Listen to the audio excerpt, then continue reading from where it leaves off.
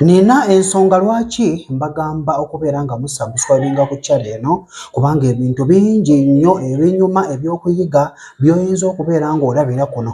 Twali twakalaba akatambi k'obuseegu aka mwana muwala Ajala Idris bannanga ayogezaako abantu bangi.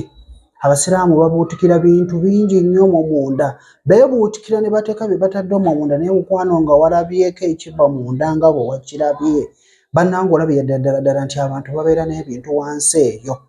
Kakati munnange nno bwe nkugambira okubeera ng'osubscribinganga, bw'obanga tosubscribinganga, vidiyo girayikingenga, commentinga, osabe kyonna ky'osaba nze wendi okubeera nga nkikuwa. Kakati munnange, ebiri eno bikambwe bingi bikyajja naye kansooke ne bino. Akatambi ke nkuleetedde ak'obuseegu ke ka maama Kizigo.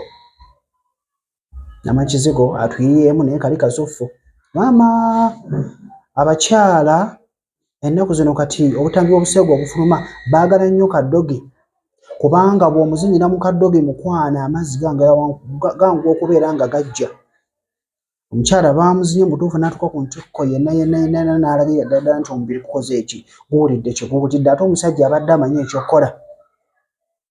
So mulimu abaagala ku mazzi ago, abaagala ku butambi bw'obuseegu nga mulimu ebikazi ebirina amazzi.